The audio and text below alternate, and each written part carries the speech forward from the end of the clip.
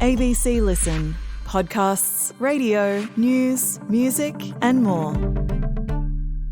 Hi, I'm Sam Hawley, coming to you from Gadigal Land. This is ABC News Daily.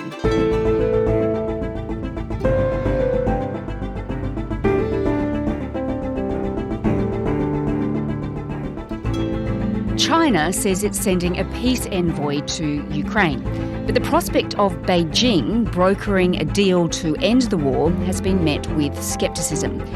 Instead, fighting looks set to enter a second, more violent and possibly decisive stage. Today, our Global Affairs editor, John Lyons, speaks to us from the capital Kyiv about life on the ground and what comes next in the war.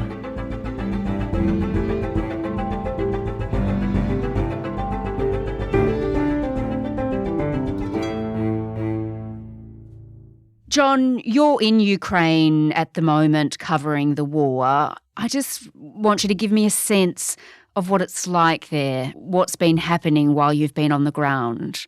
It's quite strange here in Ukraine at the moment because during the day everything seems quite normal. People are going about their business, they're off to work. You know, you'll see them sort of having a lunch at a cafe or restaurant or something. And then come night time, it takes on more of a sort of an ominous sense.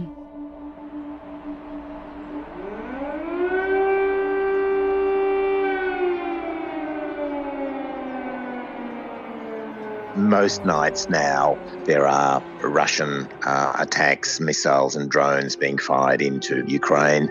The air raid siren will go through the night, and often, 4 a.m. you're woken up by that sound, and anybody who's lived through the sound of those air raid sirens, they're quite eerie. It's actually a terrible way to sort of wake up, and there's a real sense here that something much worse is around the corner. Oh, gosh, that's horrible.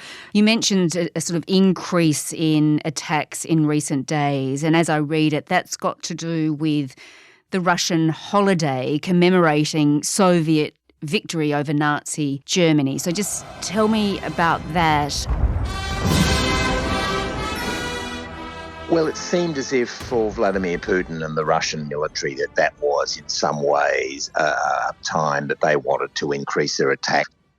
So it was like the Russians were trying to make a statement. I think they were also trying to capture the city of Bakhmut. They wanted to announce, I think, of another victory, if you like. Bakhmut is regarded as a strategic stepping stone to other Ukrainian cities in the Donbass region. But it's also been extremely bloody, with the US estimating 100,000 Russian casualties in the area since December. And they surged their troops around Bakhmut in the days leading up to Victory Day. They haven't got it, of course. The Ukrainians are putting in a hell of a fight to try to sort of keep the Russians from taking complete control of Bakhmut. But it seemed to be tied to the Victory Day celebrations. Okay, so this Victory Day celebration in Moscow last week, President Putin, he spoke at that. За Россию, за наши доблестные вооруженные силы, за победу! He stood up in Moscow's Red Square to address the nation, to address the Russian people. What did he have to say, John? Well, of course, that commemorates, the victory of the Russian army over Nazi Germany in World War II. And essentially what Vladimir Putin said was, this is a real war now. Large parts of the world are against Russia. Решающим переломном рубеже. Против нашей Родины вновь развязана настоящая война. They're destroying our monuments around the world. It was very much an appeal to that sort of nationalist sentiment that we are the victims in Russia. The world is, many people around the world and countries are trying to damage us. And therefore this war in Ukraine, in a way, it's a fight for Russia. It's a fight for our survival. So he was very much trying to pitch that sort of message. Yeah, sure. Okay. So we know, John, that Ukraine is receiving a substantial amount of support, of course, from the West in this war against Russia. But Russia has its allies too, doesn't it? And I want you just to tell me about China, because things seem to be shifting somewhat. Beijing seems to be more actively interested now in this conflict. Well, yes, there was a fascinating phone call a couple of weeks ago on April the 26th where China's President Xi Jinping finally spoke to Ukrainian President Volodymyr Zelensky. Right now, there is an opportunity to give new energy to the relations between Ukraine and China. It's hoped all sides will reflect on the crisis and seek a new way for everlasting peace in Europe together. It's their first conversation since the invasion by Russia here in February last year. President Zelensky has wanted to speak to the Chinese leader who has avoided him. And finally, though, Xi Jinping has intervened. And in my view, finally, China is making a play. I think this is really significant. I think this is China's moment.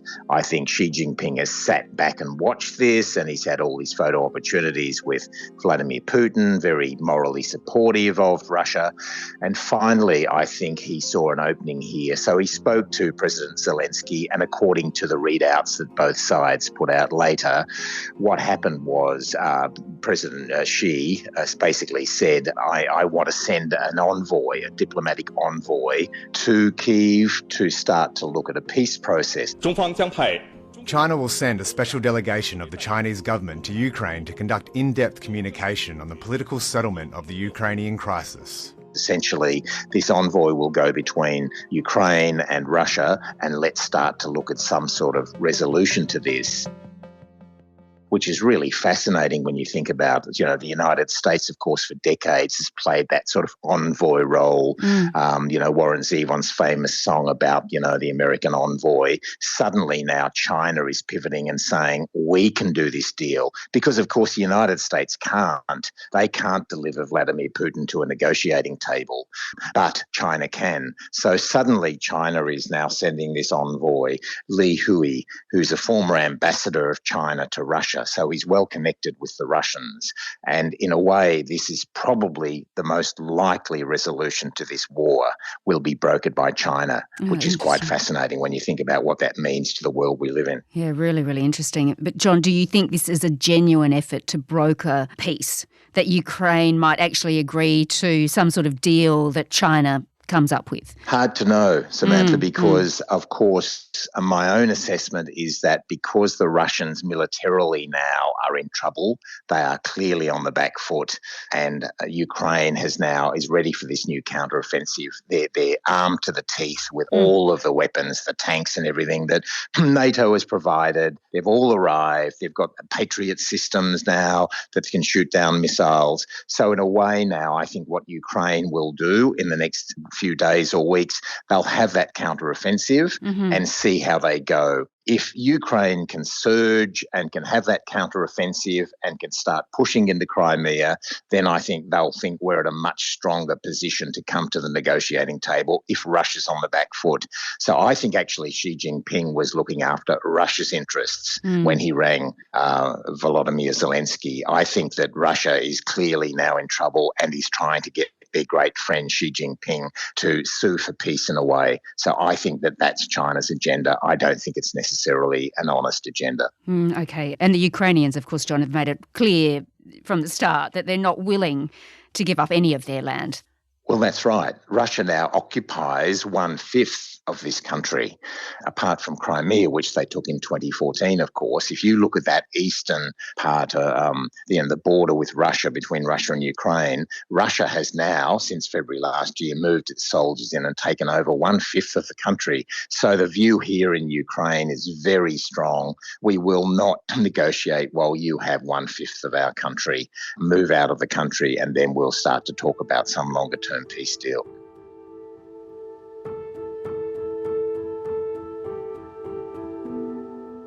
Okay, so John, just give me a sense now, because you're on the ground, what's coming next in this war? What are the Ukrainians saying to you is coming in the months ahead?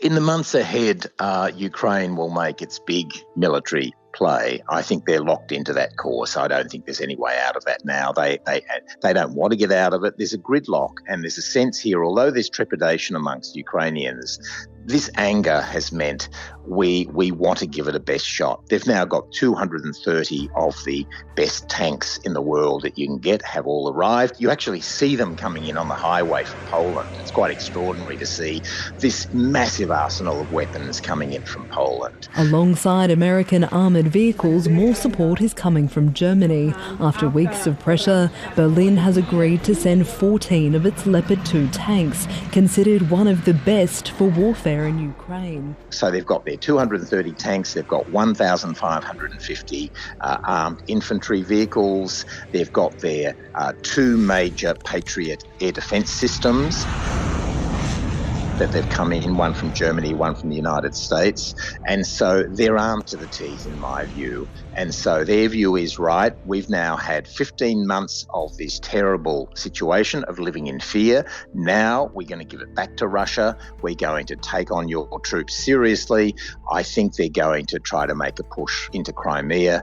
I think that that's going to be part of their new offensive. And I think that then once they have that, if they get that military advantage, and who knows what's going to happen, the Russians, I think, are prepared for the counteroffensive. What the Russians have done, by all reports, is they've put a lot of mines, trenches and mines and other sort of surprises for the Ukrainians. So if the Ukrainians literally try to push into those Russian-occupied territories, there'll be this whole 1 or 2 or 3 kilometres that will be heavily mined. So it's not going to be easy. And Crimea has been fortified. So this is certainly not going to be easy or straightforward.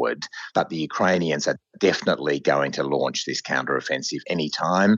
And then I think it'll be a matter of, do they push the Russians back? Are they beating the Russians militarily? And if they are, I think at that point Ukraine will say, now we are prepared to accept China's offer and sit down and talk. So no wonder, John, the people that you speak to on the streets, no wonder they think that things could become more brutal. That's right. I think the view of Ukrainians is the status quo can't be accepted.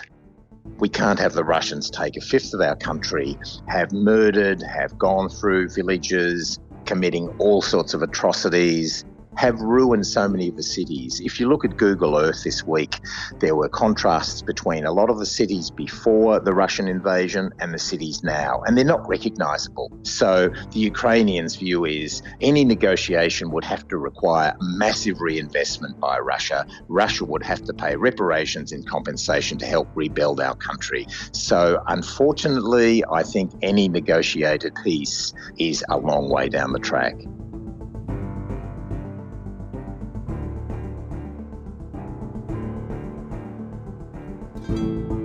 John Lyons is the ABC's Global Affairs editor. The International Criminal Court has an arrest warrant against Russian President Vladimir Putin. More than 75,000 atrocities have been reported in Ukraine since Russia invaded, according to the Prosecutor General's office in Kiev.